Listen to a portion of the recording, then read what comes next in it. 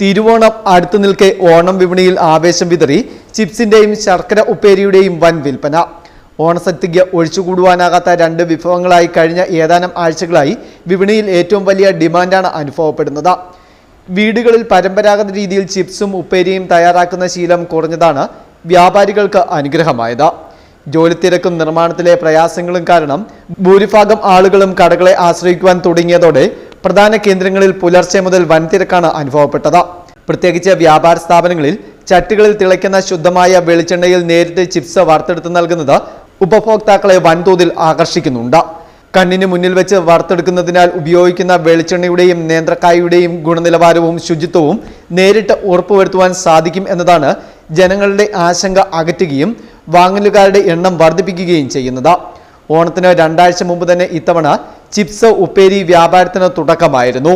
School, കോളേജുകൾ, സ്വകാര്യ ബാങ്കുകൾ, സർക്കാർ ഓഫീസുകൾ എന്നിവിടങ്ങളിലെ ഓണാഘോഷങ്ങൾക്കായുള്ള വലിയ ഓർഡറുകളാണ് വിപണിയിലേക്ക് എത്തിയത്. എല്ലാ സാധനങ്ങളും ലൈവായിട്ട് വറുത്ത് നമ്മൾ സാധനം ജനങ്ങളുടെ ഇഷ്ടപ്രകാരം ജനങ്ങൾക്ക് ചെയ്തു കൊടുക്കുന്നു.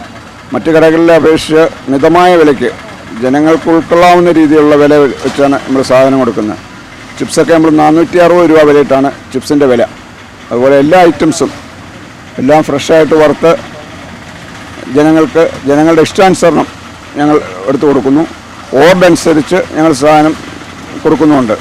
ആഘോഷ സദ്യകൾക്ക് ആകർഷകമായ പാക്കിങ്ങിലും ചൂടോടെ വാർത്തെടുത്ത ലൈവ് കൗണ്ടറുകളും ചിപ്സ് ലഭ്യമാക്കിയത് വിൽപ്പന കുത്തനെ കൂട്ടി.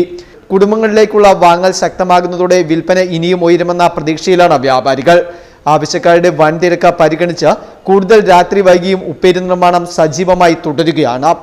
Festoon news, Mundakayam.